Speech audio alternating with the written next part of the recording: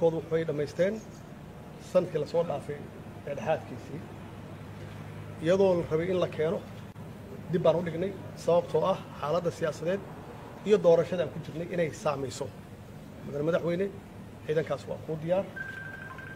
waxaa loo tababaray ciidanka qaybahooda kala duwan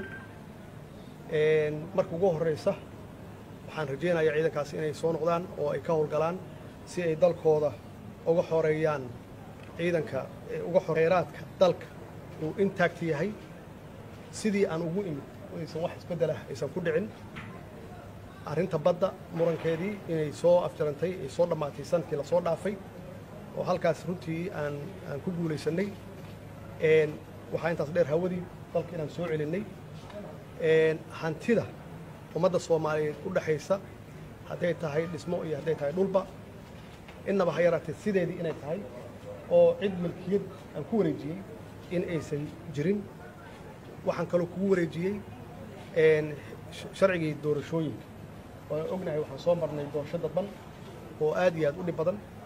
annagoo haysanna sharci dhammaystiran oo maybe laga yaabo in wax yaryar laga bedelo oo in dalku u guuro doorashada qof iyo codka ah ama doorashada toosan si ummadda soomaaliyeed ama shacabka soomaaliyeed ay fursad uga helaan si ay uga qayb qaataan dimuqraadiyadda dhexlay iyadan u baahan dhammaystirka midnimada ummadda soomaaliyeed waxaan kaloo aan kugu wareejiyey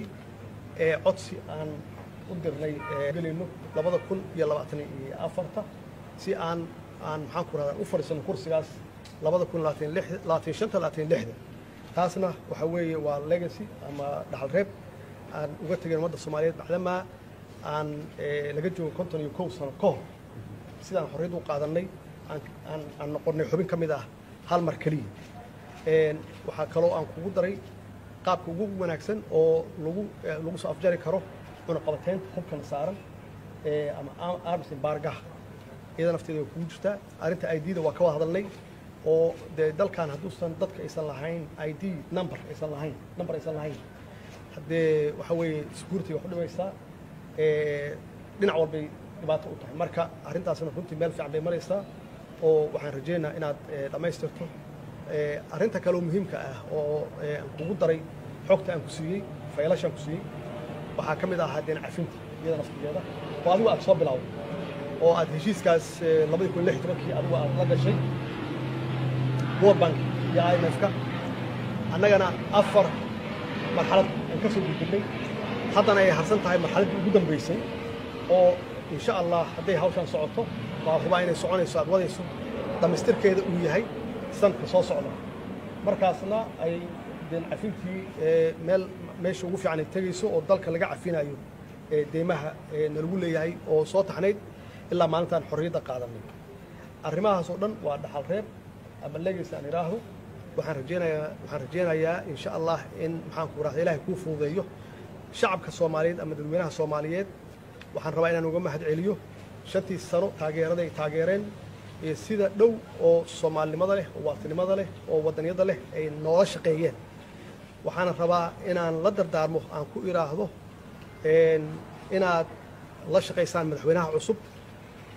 Xasan Sheekh Maxamuud aan la shaqeysaan doorashadii way dhamaatay hadda waxa la galayaa waqti shaqada uu hayo madaxweynahana wuxuu u qabanayaa ummadda Soomaaliyeed saas darteed inaan ku garab galno aan u midowno aan ku taageerno maxaa yeelay waxaan nahay dal ka soo kabanaya burbur aad u qoto dheer aad u faraweyn saas darteedna hal qof iyo laba qof waxba ma qaban karaan shacabka Soomaaliyeed ama ummadda Soomaaliyeed meel kasta ay joogaan inay garab ku siiyaan madaxweynuhu aniga ka ahaantayda waa ku garab taagnahay waxaan ka ballan qaadayaa inaan garab ku siiyo gacan ku siiyo heer walbaba insha Allahna waxaan ku rajaynaynaa inuu Ilaahay ku fududeeyo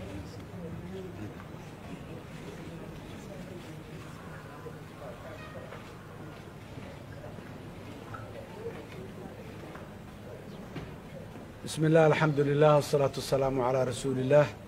السلام عليكم ورحمة الله وبركاته مدحونا سيدو الشيغي مانتا مالين أو تاريخي أو باهن إن آدي لو حصل الله نحسوس مدحونو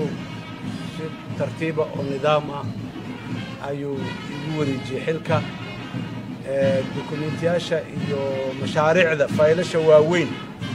oo madaxweynuhu ka hadloo dhan waan la wareegay dabcan waa tartiib ayaan dibdib wada akhrin doonaa wada fiirin doonaa wixii macluumaadahoo aan fahmi waayeyna dabcan walaalkii waa joogaa dibaan ula noqon doonaa waa weydiin doonaa laakiin faylashaas oo dhan maanta waa ka qaaday madaxweynaha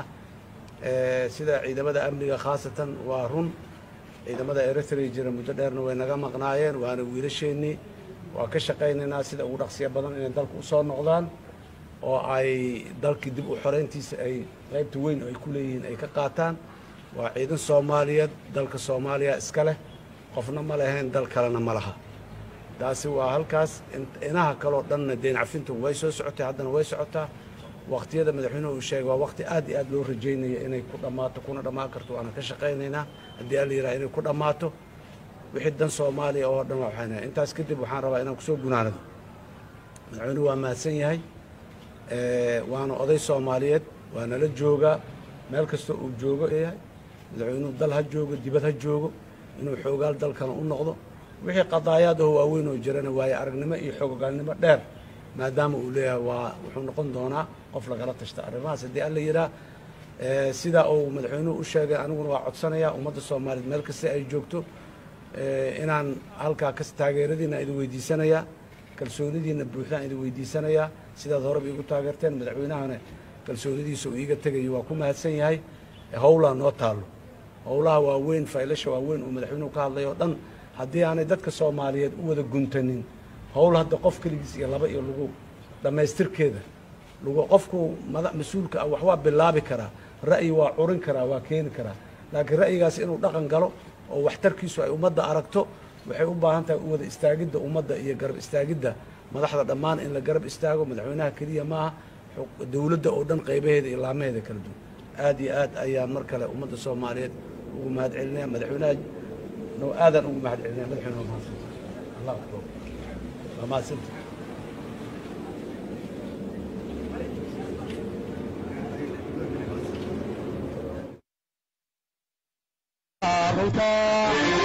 ujeedadiisa ayaa laga rabaa haysuran cidi kuma arkaysid shaqaha cidi kuma arkaysid shaqaha aadin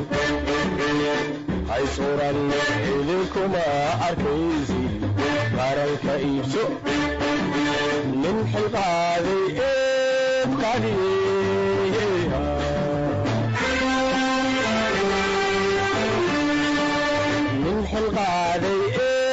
القاضي